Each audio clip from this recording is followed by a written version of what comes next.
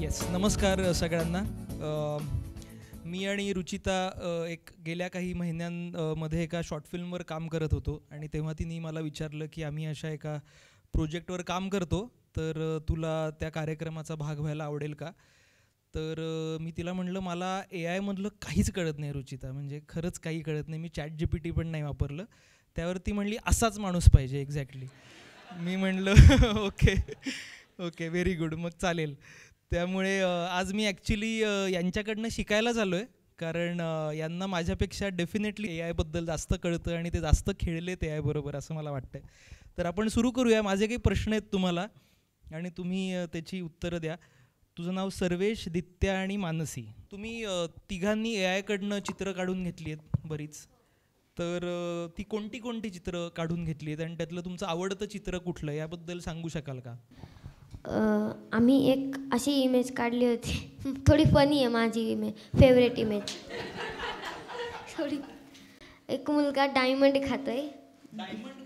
हां, त्याचा knows joker गते रेड आणि त्याच्या मागे रोबोटिक झॉम्बीज बी डायमंड खात आहेत, असं काय ते टाकलेलं मी.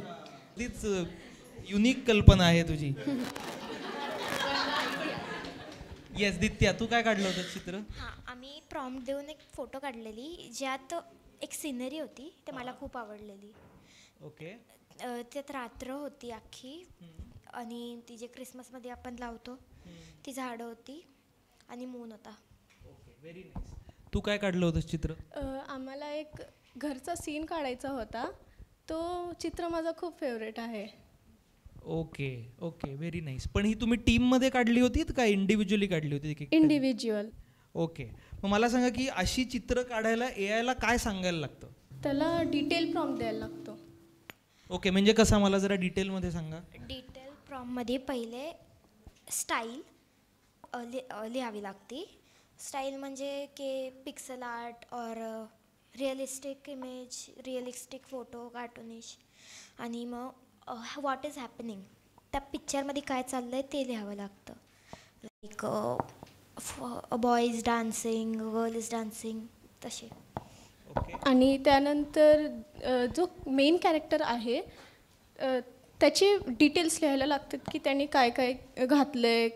फॉर एक्झाम्पल त्यांनी रेड शर्ट घातलं आहे का, कसले शूज घातले आहेत.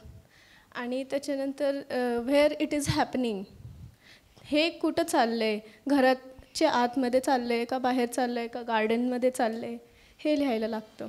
आणि लास्टमध्ये अदर डिटेल्स लिहायचे असतात. बॅकग्राऊंडमध्ये काय, जसं की बॅकग्राऊंडमध्ये ट्रीज आहे, सनसेट होतोय, बीच आहे, किंवा असं जसं की हे वॉलपेपर्स थीममध्ये फेदर्स आहे.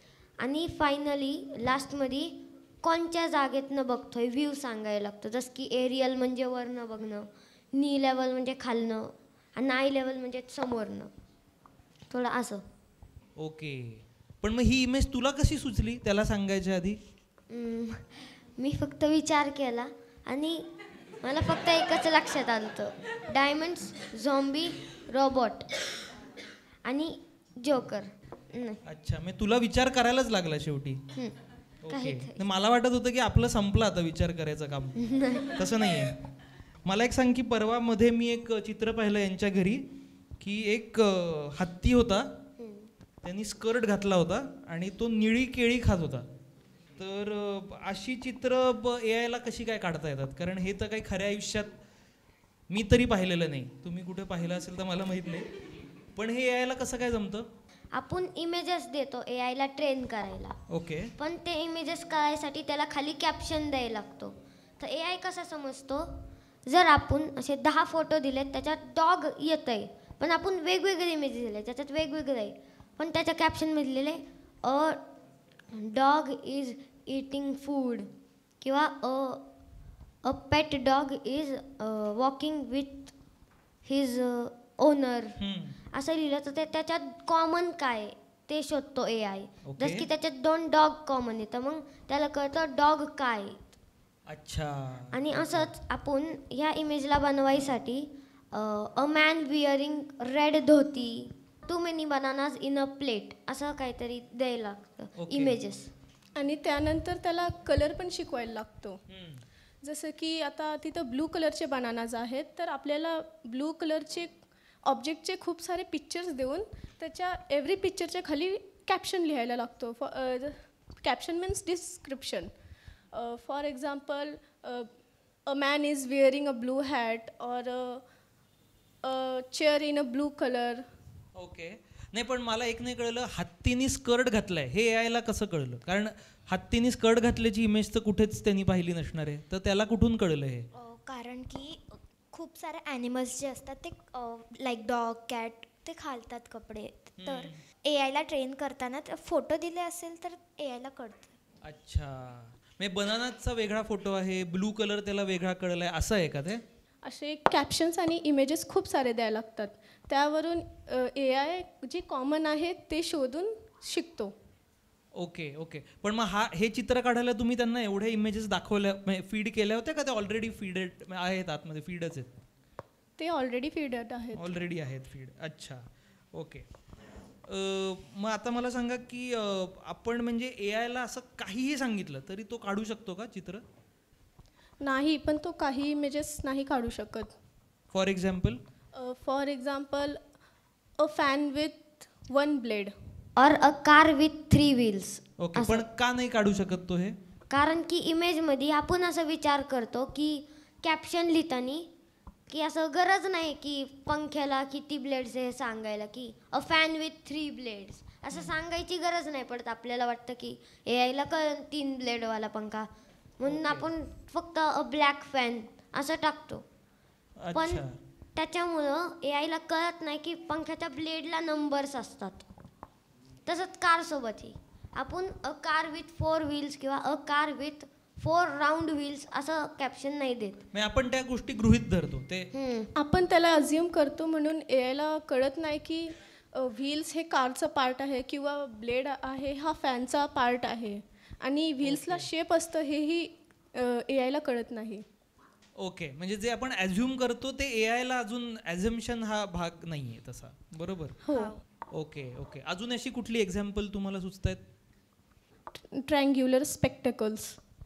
ओके. आपण AI ला फक्त शिकवताना इमेजेस देतो तर त्यात फक्त स्पेक्टेकल्स टाकतो.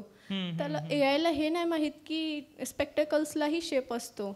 बरोबर बरोबर. मग तो ट्रायंग्युलर स्पेक्टेकल्स हे मला नाही वाटत तो काढू शकणार. Okay okay.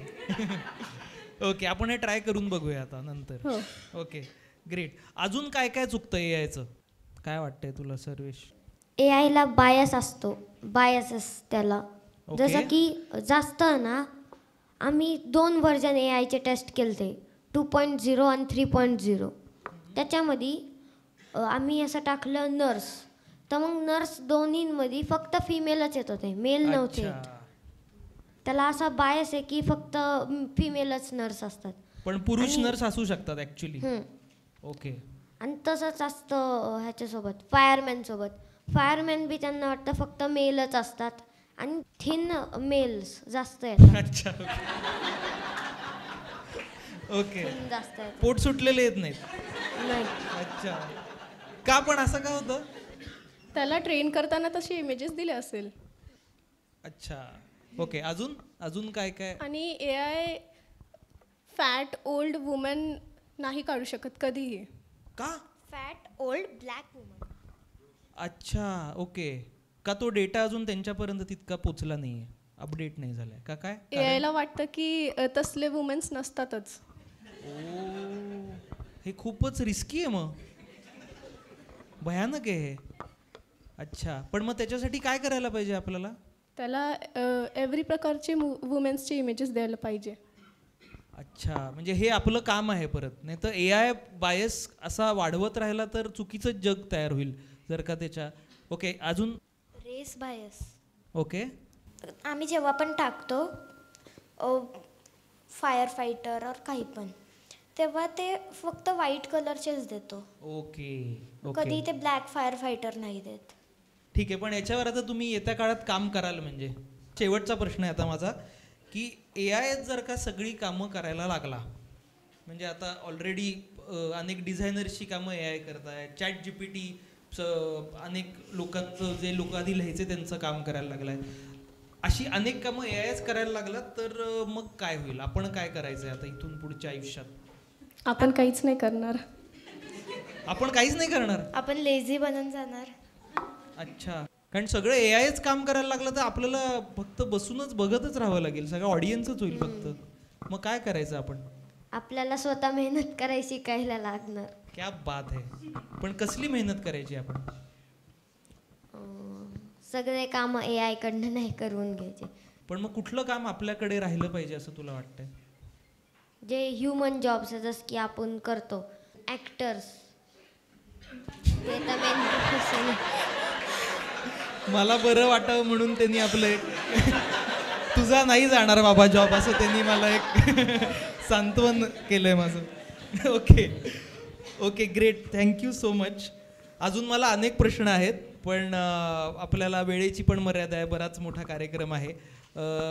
जसं मला वाटतं प्रत्येक टप्प्यामध्ये वेगवेगळे, म्हणजे टी व्ही आल्यावर जे झालं असेल, जेव्हा लिखित स्वरूपात पेपर आल्यावर जे झालं असेल, असं प्रत्येक वेळेला जे वाटत आलं असेल माणसाला, तसंच आत्ता काहीतरी वाटतंय की आता सगळं जग बदलणार आहे, आधीचं सगळंच आता नामशेष होणार आहे. तशाच एका भीतीमधनं पण ॲट द सेम टाईम अतिशय उत्सुकतेने आपण येत्या काळाकडे बघतोय, मी बघतोय, सगळेच आपण बघतोय. तर मंदार, केदार, रुचिता आणि मयुरा, तुम्हाला खूप खूप शुभेच्छा आणि थँक्यू, तुम्ही इतक्या छान गप्पा मारल्या त्याबद्दल धन्यवाद. Thank you so much. थँक्यू.